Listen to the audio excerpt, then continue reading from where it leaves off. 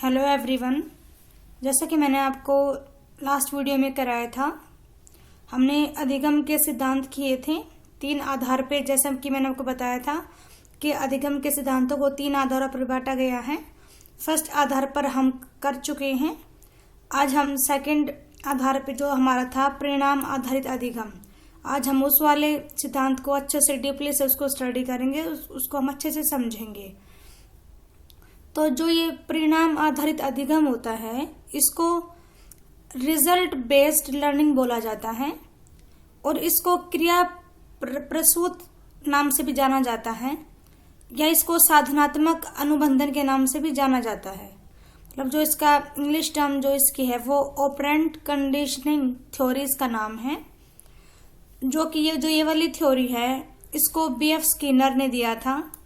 जो BF Skinner हैं वो क्रिया प्रस्तुत अनुबंधन के मुख्य प्रवर्तक हैं। मतलब जो ये सिद्धांत है क्रिया प्रस्तुत सिद्धांत या ऑपरेंट कंडीशनिंग थ्योरी जो है, ये बीएफ स्किनर ने दी थी। उन्होंने क्या किया था, उन्होंने बताया था कि जो हमारा स्वैच्छिक व्यवहार होता है, हमारे व्यवहार में शामिल सीखने की प्रणाली का उन्होंने अच्छे से अध्ययन किया था। उन्होंने उसको अच्छे से हमको समझाया था कि मतलब जैसे हमारा बिहेवियर होता है, जो हम मतलब स्वैच्छिक जो अपने आप हो जाता है, इस टाइप का जो बिहेवियर होता है या जो अनैच्छिक व्यवहार होते हैं, मतलब तो उनके थ्रू हम कैसे सीखते हैं, कैसे हमारी लर्निंग की प्रोसेस होती है, इस बारे में उन्होंने बहुत डीपली से इन्होंने स्टडी किया था। चूंकि स्वैच्छिक व्यवहार तब हुआ जब एक जीव पर्यावरण पर कार्य करता है। उन्होंने ऐसे स्वैच्छिक व्यवहार को प्रस्तुत कहा। मतलब कि उन्होंने क्या कहा कि जब कोई एक जीव है वो एनवायरनमेंट पर वर्क कर रहा है, तो उन्होंने इसी को उन्होंने स्वैच्छिक व्यवहार, ऐसे स्वैच्छिक व्यवहार को उन्होंने हमारे सामने प्रस्तुत किया। इस प्रकार क्रिया प्रस्तुत व्यवहार का अनुबंधन क्रिया प्रस्तुत अनुबंधन के रूप में जाना जाता है। मतलब जो क्रिया प्रस्तुत व्यवहार है उसी को ही व्यवहार का अनुबंधन जो है, इसको क्रिया प्रस्तुत अनुबंधन के नाम से जाना जाता है। आगे देखिए उन्होंने क्या क्या कुछ प्रयोग किया था, अब हम उसके बारे में जान लेते हैं। अपने प्रयोग में स्किनर ने एक बंद कक्ष के अंदर एक भूखा चूहा रखा। मतलब देखिए मैं आपको दिखाती हूँ पिक्चर के थ्रू, आप थोड़ा सा समझ लेना इसको कि कैसे क्या हुआ था पिक्चर में। 1 मिनट में इसको थोड़ा सा छोटा कर देती हूँ। देखिए मतलब ये इसको स्किनर बॉक्स नाम दिया गया था। इस बॉक्स को, इस बॉक्स में उन्होंने एक चूहे को बंद किया। इस बॉक्स में एक लीवर लगाया गया था और जो यहाँ पे जाल था ये एक इलेक्ट्रिकल नेट था। इट मीन्स एक चूहा रखा गया था, यहाँ से लाइट की भी व्यवस्था की गई थी, यहाँ पे खाने के लिए भोजन था और यहाँ पे एक स्पीकर था। तो मतलब क्या था कि जैसे उछल कूद कर रहा था, इस चूहे को भूख लगी हुई थी, तो मतलब कोइंसिडेंसली इसका पैर इस लीवर पे पड़ गया था चूहे का। तो इसी वजह से इसको ये लीवर पे पैर पड़ते ही इसको खाना मिल गया। यहाँ पे खाना ये ऊपर से यहाँ पे आके गिर गया था नीचे, तो इसको खाना मिल गया। तो मतलब इसको क्या आइडिया हो गया था इसको थोड़ा बहुत कि हाँ मतलब यहाँ कहीं से इसका पैर पड़ा है, तो यहाँ पे उसने दोबारा से ट्राई किया, इसने यहाँ पे पैर लगाया कुछ नहीं हुआ, फिर इसने यहाँ पे किया कुछ नहीं हुआ, यहाँ पे किया कुछ नहीं। मतलब इसने बार बार क्रिया करके देखी, इसने बार बार उसने वर्क किया। तो एटलीस्ट इसको एक टाइम ऐसा आया कि इसको पता चलेगा कि हाँ बिल्कुल यहाँ पे पैर लगाना है, तो उसको एकदम से खाना मिल जाएगा। मतलब इसने अपनी क्रिया करके सीखा इस चूहे ने। तो ये थ्योरी इनकी है। इसको हम अभी अच्छे से देख लेते हैं कि अपने इस प्रयोग में स्किनर ने एक बंद कक्ष के अंदर एक भूखा चूहा रखा। मतलब जो स्किनर बॉक्स था, इसमें स्किनर ने एक भूखा चूहा रखा था। इस चूहे को भूख लगी हुई थी। कक्ष में एक लीवर था, जैसा कि मैंने आपको बताया था, जो बाहर रखे एक खाद्य कंटेनर से जुड़ा था। खोजपूर्ण व्यवहार के दौरान शुरुआत में चूहे ने लीवर को आकस्मिक रूप से दबाया, जिससे भोजन की गोली गिर गई। उसके बाद कई प्रयासों के बाद चूहे ने क्या किया, चूहे ने भोजन की गोली के लिए लीवर दबाने का व्यवहार सीख लिया। मतलब उसको पता चल गया कि उसको कैसा, मतलब कहाँ पे उसको दबाना है या कहाँ पे उसको प्रेस करना है। तो उसने ये व्यवहार सीख लिया, उसने ये काम करना सीख लिया। चैम्बर में रखे जाने के तुरंत बाद चूहा जब लीवर दबाता है तो अनुबंधन पूरा हो जाता है। मतलब कि जो यहाँ पे जो लीवर दबाना है वो एक क्रिया व्यवहार है। मतलब क्योंकि उसने क्रिया की है, उसने वर्क किया है, तो ये क्रिया व्यवहार है। एक जो लीवर दबाना है वो एक क्रिया व्यवहार है, और जो भोजन प्राप्त करना इसका परिणाम है। मतलब उसने क्रिया की, उसने लीवर दबाया, मतलब उसने वर्क किया, और उसको उसका रिजल्ट क्या मिला, उसको रिजल्ट मिला कि उसको भोजन मिल गया। तो यहाँ पे भोजन तो यहाँ पे परिणाम है, और जो क्रिया है मतलब जो लीवर दबाना है वो यहाँ पे क्रिया है। इस प्रयोग में लीवर को दबाने का व्यवहार भोजन प्राप्त करने का साधन या माध्यम था। मतलब जो लीवर को दबाने का जो काम कर रहा था वो, या वो व्यवहार कर रहा था, वो एक भोजन प्राप्त करने का एक साधन था या माध्यम था। मतलब इसके थ्रू ही तो चूहे को खाना मिल रहा था ना, खाने के लिए। तो मतलब जो ये लीवर दबाने का जो व्यवहार था वो एक साधन था, एक मीडियम था, जिसके थ्रू उस चूहे को भोजन मिल रहा था। इस प्रकार की सीख को साधनात्मक अधिगम के रूप में जाना जाता है। मतलब कि जब हम किसी साधन का यूज करके हम कोई व्यवहार सीख रहे हैं, हम कुछ अधिगम कर रहे हैं, हम कुछ लर्निंग कर रहे हैं, तो इसको हम साधनात्मक अधिगम कहेंगे। ये मैंने आपको बता दिया था अभी कि इसने धीरे धीरे यहाँ पे क्रिया व्यवहार किया, इसने लीवर को दबाया और उसको परिणाम के रूप में इसको भोजन मिल गया था चूहे को। तो इसने मतलब क्रिया कर करके इसने सीखा कि हाँ कैसे, मतलब ये यहाँ पे पैर से इसको दबाएगा और उसको भोजन मिल जाएगा। मतलब इसने सीखा, क्रिया कर करके इसने सीखा। देखिए जैसे जो चूहा था उसको स्किनर बॉक्स में बंद किया गया था, उसने यहाँ पे उछल कूद की क्रिया की। मतलब क्रिया यहाँ पे क्या है, उछल कूद यहाँ पे क्रिया है।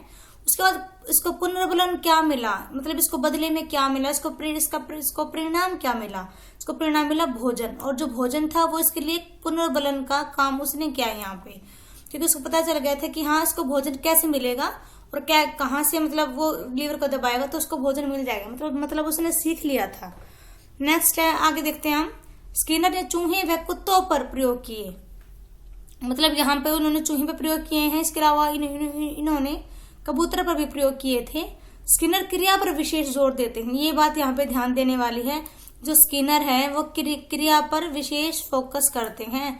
वो मानते हैं कि क्रिया करके ही हम अच्छे से अधिगम कर सकते हैं, हम अच्छे से सीख सकते हैं। इसीलिए उन्होंने थांडाई के एसआर थ्योरी, मतलब थांडाई की थ्योरी है, उन्होंने उसको RS थ्योरी में बदल दिया। ये कहते हैं कि यदि हम अच्छे से रिस्पॉन्स करेंगे तो हम अच्छे से हमको परिणाम मिलेगा उसका। तो उन्होंने इस थ्योरी को इस रूप में बदल दिया था। स्किनर का मानना है कि क्रिया करते रहना चाहिए तथा क्रिया करने के तुरंत बाद बालकों को पुनर्बलन देना चाहिए। मतलब कि यदि कोई बच्चा अच्छा काम कर रहा है तो आप उसको बोल देते हो शाबाश, गुड, वेरी गुड। मतलब ये उसके लिए यहाँ पे पुनर्बलन का कार्य करेगा, और जिसके करने की वजह से जो बच्चे की जो वर्क करने की जो उसकी कैपेसिटी है वो बहुत जल्दी ही स्पीड पकड़ जाती है, या तीव्र हो जाती है, गति में आ जाती है। तो मतलब स्किनर कहना क्या चाहते हैं कि जो पुनर्बलन है उसका बहुत ज्यादा, मतलब यहाँ पे उसकी बहुत ज्यादा भूमिका है बच्चे को सीखने की गति को बढ़ाने के लिए। नेक्स्ट देखिए, इसके यहाँ पे एग्जाम्पल्स हैं। फर्स्ट क्या है, तेज धूप से बचने के लिए चश्मे का प्रयोग करना। मतलब कि यदि किसी को तेज धूप लग रही है तो उसके लिए वो, मतलब उसने ये चीज फील की होगी जो पहले गया होगा, तो इसलिए वो चश्मे का यूज करा। मतलब उसने क्रिया करके सीखा है यहाँ पे। नेक्स्ट, मसालेदार भोजन खाने से पहले एंटीडोज ले लेना। मतलब कि खाना खाने से पहले उसको भी पता है कि हाँ यदि मसालेदार खाना खाएंगे तो हमारी बॉडी में कुछ ना कुछ तो दिक्कत आएगी, तो इसी वजह से वो डर के मारे पहले ही एंटीडोज ले रहे हैं। नेक्स्ट है, तेज सर्दी से बचने के लिए ऊनी वस्त्र पहनना। मतलब हमको पता है कि किसका यूज करके हम अपने आप को बचा सकते हैं, मतलब हमने क्रिया करके सीखा, इसी वजह से यहाँ पे ये इसका एग्जाम्पल है। नेक्स्ट है, दंड से बचने के लिए उचित व्यवहार करना। ये तो आप सबको पता होगा, ये एग्जाम्पल के थ्रू तो आपको इजीली समझ में आ गया होगा, क्योंकि दंड से बचने के लिए, डांट से बचने के लिए, पनिशमेंट से बचने के लिए तो बच्चा अच्छा व्यवहार करता है। अदरवाइज तो बच्चा फ्रेंड सर्कल में तो बच्चा बिल्कुल मतलब फ्री हो जाता है, बस टीचर के डर की वजह से वो क्लास में भी सिंसियर होकर बैठता है। तो वहां पे वो उचित व्यवहार क्यों कर रहा है, क्योंकि वो दंड से बचना चाहता है, क्योंकि वो पनिशमेंट से बचना चाहते हैं। तो यहाँ पे देखिए, यहाँ पे इसका कुछ शैक्षणिक महत्व है, क्या इसकी एजुकेशनल इम्पोर्टेंस वाले सिद्धांत की। तो जो यह सिद्धांत है ये प्रभाव के नियम पर आधारित है। मतलब प्रभाव का नियम मतलब कि इफेक्ट क्या पड़ेगा इस वाले सिद्धांत का कि प्रभाव क्या पड़ेगा, हमने कुछ सीखा तो उसका प्रभाव क्या रहा। तो इस वाले रूल को ये फॉलो करता है, ये वाला सिद्धांत जो हमारा है। नेक्स्ट है, क्रिया के अनुसार सकारात्मक और नकारात्मक पुनर्बलन तुरंत देना चाहिए, क्योंकि देर करने से इसका प्रभाव कम हो जाता है। यहाँ पे बहुत इंपॉर्टेंट बात है, इसको आप अच्छे से देख लेना एक बार। क्योंकि जब भी हम अधिगम कर रहे हैं या हम बच्चों को सिखा रहे हैं, बच्चे को सीख रहे हैं, तो इसका मतलब क्या है कि यदि बच्चे ने अच्छा काम किया तो आप उसको साथ साथ में बोलिए कि हाँ भाई गुड, वेरी गुड, मतलब आप उसकी थोड़ी बहुत आप उसको प्रेज कर दीजिए, आप उसकी प्रशंसा कर दीजिए। तो बच्चों को उसे अच्छा, मतलब अच्छा लगेगा बच्चे को, और वो अच्छे से नेक्स्ट टाइम भी वो अच्छा काम करेगा। बट यदि बच्चा कुछ गलत काम कर रहा है तो आप उसको नकारात्मक पुनर्बलन वहां पे देंगे। मतलब कि ये नहीं कि आप उसको डांटेंगे, मतलब इस तरह से नहीं, आप उसको अच्छे तरीके से प्यार से समझाइए कि बेटा आपने किया तो ठीक है बट थोड़ा सा गड़बड़ हो गई है। उसको अच्छे से, मतलब डांटना तो बच्चों को है ही नहीं, क्योंकि ये नहीं है जैसे बच्चा अब काम कर रहा है और आप उसको कल बोलोगे कि कल आपने बहुत अच्छा काम किया था, तो मतलब उसको कोई इफेक्ट तो रह नहीं जाएगा ना, उसकी इम्पोर्टेंस तो कम हो गई। तो इस वजह से जब बच्चा काम कर रहा है, चाहे मतलब उसने अच्छा काम किया हो चाहे बुरा काम किया हो, तो उसके रिगार्डिंग उसको जो पुनर्बलन है वो उसको तुरंत मिलना चाहिए। नेक्स्ट है, इस सिद्धांत के द्वारा अपेक्षित व्यवहार परिवर्तन किए जा सकते हैं। मतलब ये सिद्धांत क्या मानता है कि जो हमारे व्यवहार होते हैं, जो हमारे बिहेवियर होते हैं, उसको उसमें चेंज किए जा सकते हैं इजीली। क्योंकि यदि हम बार बार एक चीज को हम क्रिया करेंगे, हम उसको रिपीट करेंगे, तो ऑब्वियस सी बात है कि हमारे बिहेवियर में चेंज तो आना मतलब पॉसिबल ही है, वो इजीली हो जाएगा यदि हम ट्राई करेंगे तो। नेक्स्ट है, इस सिद्धांत में चूहे को भोजन का मिलना, मतलब इस सिद्धांत में चूहे को भोजन मिल रहा था एक परिणाम के रूप में, एक पुनर्बलन के रूप में। उसके लिए उचित पुनर्बलन है, जो ये चूहे के लिए भोजन है, वो यहाँ पे एक बिल्कुल ठीक उचित पुनर्बलन है। सेम क्या होता है, किसी बच्चे के लिए भी दो प्रकार के पुनर्बलन है यहाँ पे, प्रशंसा और पुरस्कार। ये दोनों बच्चों के लिए भी बिल्कुल उचित पुनर्बलन है। तो मतलब ये हमारा टॉपिक था, इजी टॉपिक था बट इम्पोर्टेंट टॉपिक है। मैंने कोशिश की है कि मैं आपको बहुत इजीली मेथड से सिखाऊं, तो आई होप कि आपको समझ में आ गया होगा। यदि कोई आपको कमी लग रही है तो प्लीज कमेंट में बताइए। एक बार हम थोड़ा सा रिकैप कर लेते हैं। जैसे मैंने आपको बताया था कि रिजल्ट बेस्ड लर्निंग ये हमारा सिद्धांत है, और ये ऑपरेंट कंडीशनिंग थ्योरी हमने की है, जिसको BF स्किनर ने दिया था। उन्होंने क्या बताया था कि कैसे हम क्रिया के माध्यम से हम सीखते हैं। यहाँ पे उन्होंने एक प्रयोग किया था चूहे के ऊपर, कि उन्होंने चूहे को एक स्किनर बॉक्स में बंद कर दिया था, और जिसके थ्रू उसने बताया था कि बार बार क्रिया करने से कैसे चूहे को हिंट मिल जाता है, और वो कैसे उसने मतलब वहां पे सीधा लीवर को दबा के उसने खाना खाना या भोजन को प्राप्त करना उसने सीख लिया था। तो यहाँ पे इन शॉर्ट में देखिए आप, चूहा था, चूहे को स्किनर बॉक्स में बंद किया गया था, उसने वहां पे उछल कूद की, मतलब उसने क्रिया की, उसके बदले में उसको पुनर्बलन के रूप में उसको भोजन मिल गया था। ये हमारी पूरी प्रोसेस थी। इसके अलावा स्किनर ने चूहे व कुत्तों पर भी प्रयोग किए हैं, और स्किनर हमेशा क्रिया पर विशेष जोर देते हैं या बहुत ज्यादा फोकस करते हैं। स्किनर का क्या मानना है कि क्रिया करते रहना चाहिए तथा क्रिया करने के तुरंत बाद बालकों को पुनर्बलन देना चाहिए, क्योंकि पुनर्बलन देने से जो बच्चे की काम करने की जो स्पीड होती है तो वो बिल्कुल स्पीड पकड़ जाती है, उसकी गति बढ़ जाती है।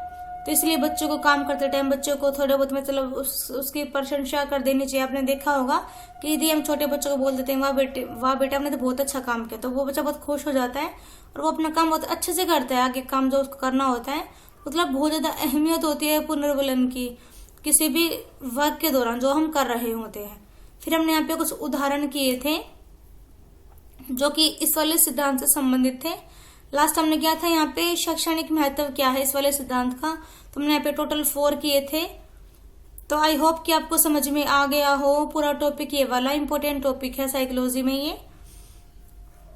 यदि आपको आपके लिए हेल्पफुल लग रहा है, आपको आपकी हेल्प हो रही है, तो प्लीज लाइक करें, शेयर करें एंड सब्सक्राइब करें, और ज्यादा से ज्यादा शेयर करें ताकि किसी की हेल्प हो जाए। और यदि आपको कुछ भी लग रहा है पॉजिटिव या negative views about my study, तो प्लीज कमेंट करें। Thank you everyone.